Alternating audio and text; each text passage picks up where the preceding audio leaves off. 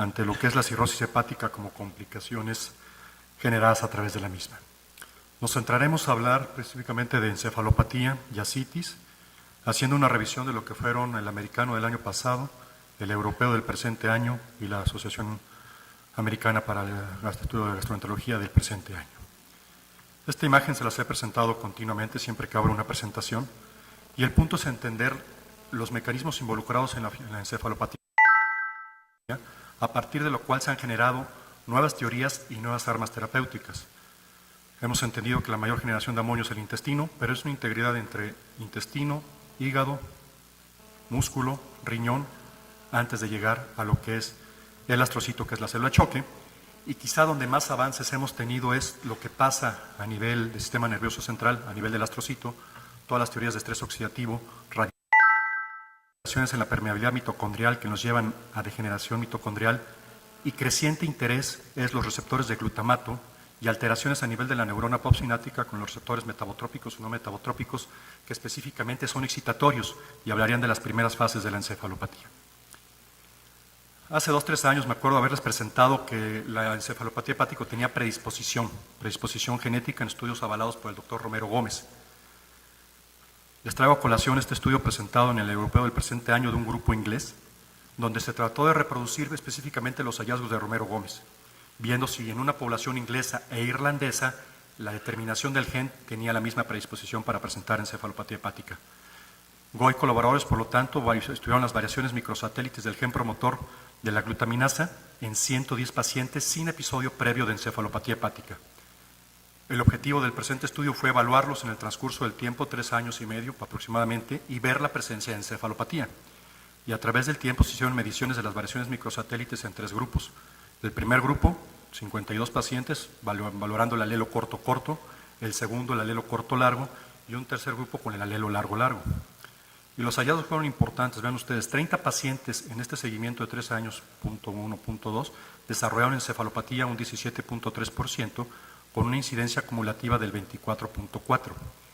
Cuando metieron todas las variables con estadística significante del univariado al multivariado, la presencia microsatélite no correlacionó con la presencia de encefalopatía. Concluyen los autores que el gen de la glutaminasa no se correlaciona con la presencia de encefalopatía en una población inglesa e irlandesa, y por lo tanto proponen buscar factores genéticos diferentes relacionados a la activación del gen, otros genes involucrados, y obviamente nos obliga a reproducir estos hallazgos en nuestra población. Entonces, el hablar de predisposición genética es poblacional.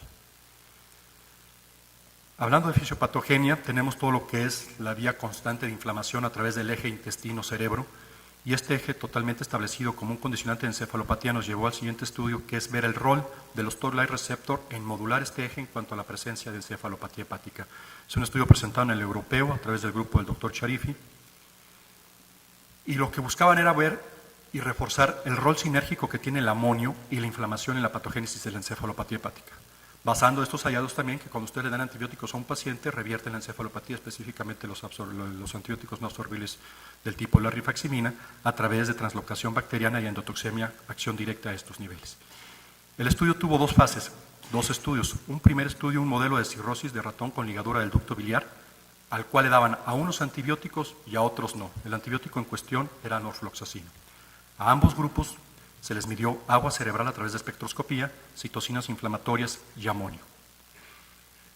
Una vez que tenían este modelo, tuvieron un segundo modelo en el cual se vieron los efectos de la hiperamonemia usando inoculación con acetato de amonio por 5 días y dividieron a 6 ratas control, 6 ratas con hiperamonemia, 6 con bloqueo del Toll-like receptor y 6 con presencia del receptor de Toll-like receptor.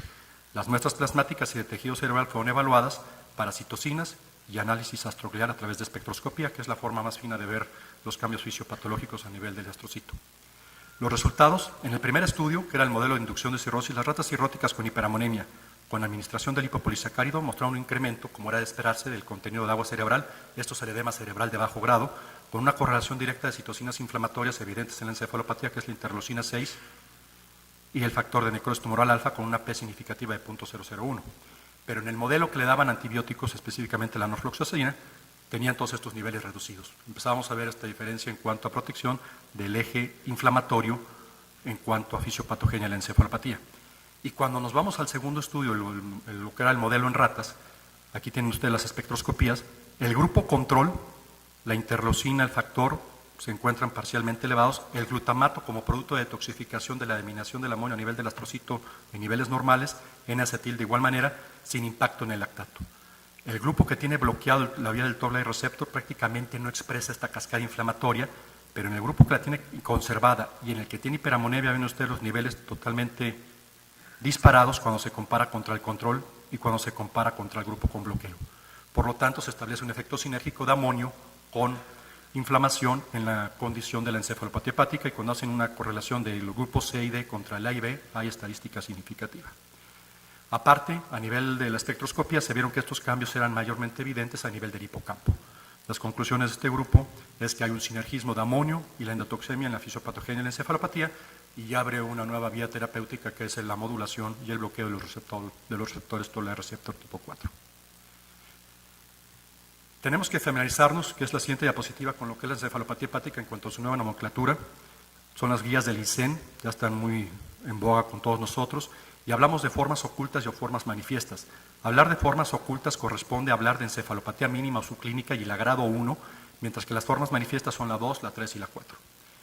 Ante esto, el grupo hindú del doctor Goyal trató de ver qué pasa con estas formas mínimas dentro del subfijo de formas ocultas en establecer incidencia, prevalencia e historia natural de la encefalopatía hepática mínima. ¿Por qué? Porque es una entidad que tenemos un impacto total en calidad de vida, en presencia de formas clínicamente evidentes a futuro, y son pacientes con riesgo de accidente manejando coches, maquinaria de riesgo, de tener accidentes automovilísticos o tener lesiones punzocortantes. El material y métodos del siguiente estudio fue evaluar entonces la incidencia, la prevalencia e historia natural. Hacían el diagnóstico de formas mínimas con 2 de 5 pruebas neuropsicológicas positivas y dividieron a los pacientes en 2 grupos. El primer grupo con formas ocultas y el segundo grupo sin formas ocultas. Los siguieron un año y en cuanto a la presencia o no de encefalopatía hepática. 527 pacientes fueron evaluados, de estos 351 fueron elegibles, 112, 31.9 caían en el grupo de formas ocultas, denominado grupo A, mientras que 239 no tenían formas ocultas. A un año de seguimiento, 92 pacientes continuaban con formas ocultas y 14.2 habían tenido resolución. Los pacientes con formas ocultas versus no tenerla eran prácticamente igual al basal en cuanto al daño hepático, un child de 8 versus 6 puntos. Pero lo importante era esto, ven ustedes, el grupo B, que era el grupo que no tenía formas ocultas, desarrolló 17.5% en el seguimiento a un año. La incidencia de encefalopatía clínicamente evidente de aquellos que tenían formas mínimas fue de 11.6 versus 5.1 de aquellos que no tenían formas mínimas con una P significativa, y la mortalidad a un año de las formas mínimas fue de 23.2 versus 7.1 de aquellos que no lo tenían con una P significativa. ¿Qué se concluye? Datos muy interesantes. Establecemos una prevalencia de formas ocultas del 31.9, incidencia anual de 17.5. Los pacientes con formas ocultas presentan un riesgo incrementado de presentar a formas clínicamente evidentes, mayor mortalidad del año, y por lo tanto son pacientes que nos obligan a tratarlos tempranamente para evitar esta progresión. Datos importantísimos también. La encefalopatía abarca no solamente un espectro neuropsicológico, sino diferentes dominios cerebrales. Pueden tener ustedes pruebas neuropsicológicas alteradas, pero al analizar cada prueba traduce un dominio del cerebro completamente diferente. Y también tenemos que hacer diagnósticos diferenciales con deterioros cognitivos o con situaciones que puedan estar con comorbilidad con el paciente con encefalopatía. Estos estudios son del doctor Bajaj, que es una persona que está totalmente involucrada y se dio la tarea de ver las zonas del cerebro afectadas y estableciendo los dominios cognitivos, porque establecer un dominio cognitivo me hace separar y me hace también tener terapéuticas totalmente dirigidas hacia lo que el dominio en cuestión presenta. Material y métodos se dio a la grupo de 50 pacientes, 3 grupos, uno control, uno con deterioro cognitivo leve y un tercero con formas ocultas de encefalopatía más deterioro cognitivo leve. Los pacientes eran pareados por edad, comorbilidad, episodios previos de encefalopatía. Los diagnósticos de formas mínimas eran por FES, que son pruebas neuropsicológicas, CR-VANS o la prueba de control inhibitorio establecida por Bajaj, y evaluaron calidad de vida. De los 50 pacientes, 26 eran cirróticos, la edad promedio era de 73 y el MEL era parejo en todos los grupos. Y empezó a ver que, por ejemplo, el R-VANS, que es una prueba más de cognición, se vio más deteriorada en memoria, en las formas de memoria, en el grupo de deterioro cognitivo leve. La afección visoespacial se vio más afectada en el deterioro cognitivo leve y encefalopatía con P que alcanzaba significancia.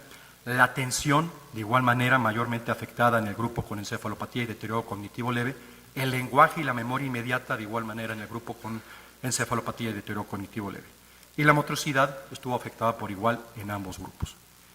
A nivel de espectroresonancia, que también se le hizo a 26 pacientes, vio compromiso neuronal, y esto sí es evidente que en el grupo que tiene encefalopatía con deterioro cognitivo leve, con una reducción del pico de NAA comparado con los otros dos grupos, y esto mayormente predominante a sustancia blanca parietal y a sustancia gris parietal. ¿Qué concluye con lo anterior?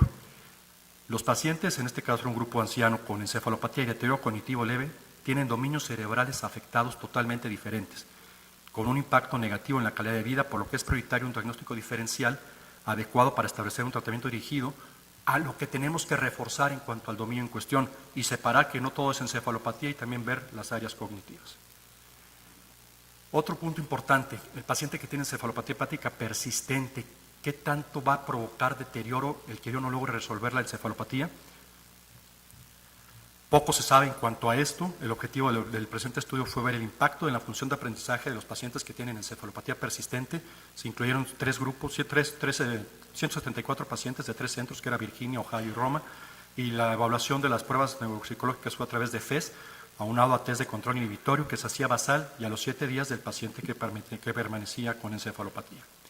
Los pacientes, a manera de resultado, los pacientes que tenían formas persistentes tenían peores resultados, como era de esperarse en las nuevas pruebas neuropsicológicas y en el test de control inhibitorio. En el seguimiento se observó mejoría importante en las esferas cognitivas en los pacientes sin encefalopatía comparado con aquellos que tenían formas persistentes, y esto alcanzaba una P significante. Asimismo, después de 20 días, los pacientes que no tenían encefalopatía tenían mejoría en el aprendizaje, contrario a aquellos que tenían las formas persistentes. Se concluye que la encefalopatía persistente lleva a un compromiso en el aprendizaje en los pacientes con antecedentes de encefalopatía y que no logran revertir a las formas normales. Este cambio lleva a intentar a ser más agresivos en reducir los primeros episodios y en aquellos casos que se continúe buscar formas alternas que estén perpetuando la encefalopatía. Y esto yo lo extrapolo a los pacientes que vienen a ser trasplantados, porque si un paciente se trasplanta con una encefalopatía persistente, hay que evaluar qué tanto deterioro cognitivo va a tener después del trasplante, ya que no necesariamente todas las formas de encefalopatía son reversibles después del mismo. Otro estudio muy importante, lo que es el sildenafil, viendo las vías de neuroinflamación para tratar de restaurar el aprendizaje neuroespacial como tratamiento alternativo en las formas de encefalopatía. Eso fue un modelo en rata, tratando de ver el efecto en las formas ocultas.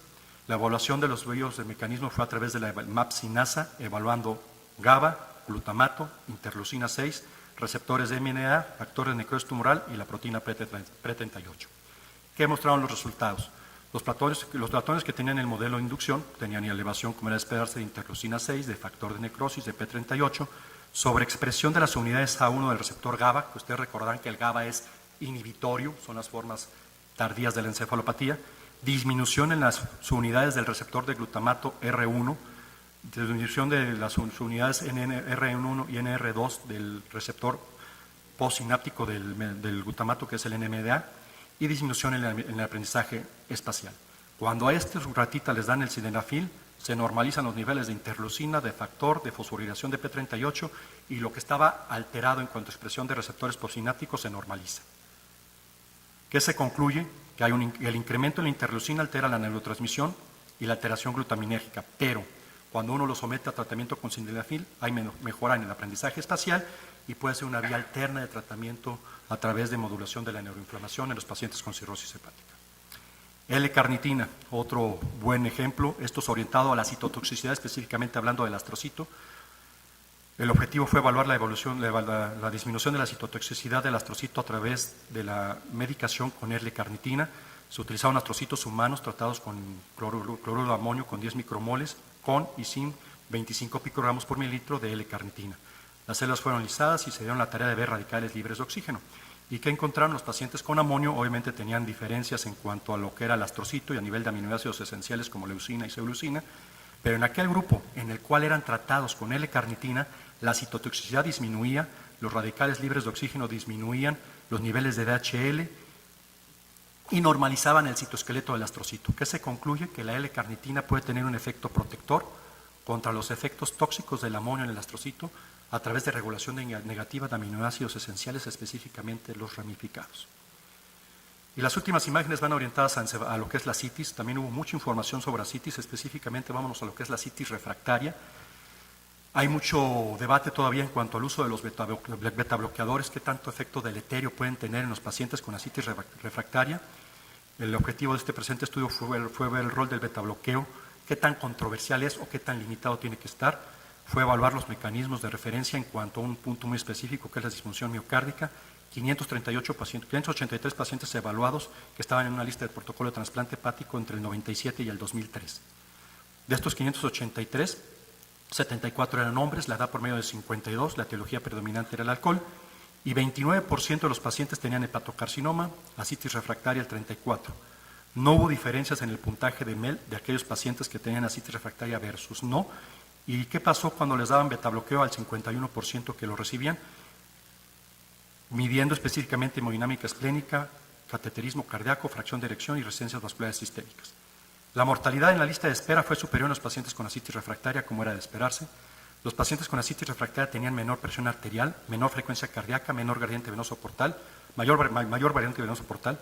El índice cardíaco, así como las resistencias vasculares sistémicas, fueron similares en ambos grupos. La fracción de eyección ventricular derecha fue menor en los pacientes con ascitis refractaria. En ambos grupos el uso de betabloqueo provocó disminución en la frecuencia cardíaca, en la presión arterial media y el índice cardíaco. El grupo sin ascitis refractaria con betabloqueo no tuvo efecto en la fracción de erección ventricular, y el grupo de ascitis refractaria con betabloqueo tuvo un incremento o un decremento importante en la fracción ventricular izquierda de 48 versus 56, con una P que alcanza significancia. En este subgrupo, pacientes con ascitis refractaria presentan mayor mortalidad en la lista de espera, el betabloqueo deteriora la función cardíaca y la mortalidad en este grupo de pacientes es independiente de puntaje MEL. Entonces se abre una nueva opción, paciente con ascitis refractaria con un eco que tenga predisposición o alteraciones cardíacas. En este momento no es una indicación el dar betabloqueo. Tratamientos para la ascitis refractaria, paracentesis versus TIPS, pero esto es bastante novedoso, ya tiene mucho tiempo, pero empiezan a salir los primeros resultados de un sistema que se instala en el peritoneo del paciente, es una bomba que lleva precisamente la cantidad de ascitis hacia la vejiga, se llama alfa-POM. Este sistema se implanta y moviliza la ascitis, y quieren ver qué tan efectivo es comparando con las terapias que tenemos, que es la paracentesis y los cortocircuitos porcosistémicos. Aquí específicamente se comparó contra paracentesis, 51 pacientes incluidos, 25 a la bombita alfa-POM versus 26 a la paracentesis de gran volumen, y el objetivo primero fue evaluar la necesidad de la primera paracentesis y el secundario las complicaciones y la sobrevida. ¿Qué encontraron? Son grupos semejantes, 62 años, 78% hombres, ambos partían con MEL promedio de 12 versus 11, y a un mes la probabilidad de nueva paracentesis fue mucho menor en el grupo del alfa-POM, 0.13 comparado con 0.75 en el grupo de paracentesis de gran volumen. El número promedio de paracentesis por mes mucho menor en el grupo de alfa-POM, 0.2 versus 1.4, y no hubo diferencias en cuanto a albúmina, creatinina y sobrevida a 6 meses. El evento adverso más común fue la infección, como era de esperarse, del dispositivo, lesión renal aguda, hemorragia gastrointestinal, pero sin haber diferencias estadísticas entre grupos. Todos los episodios de insuficiencia renal aguda fueron reversibles, excepto uno de grado 2 en el grupo de alfa-POM que se tuvo que resolver con hidratación intravenosa.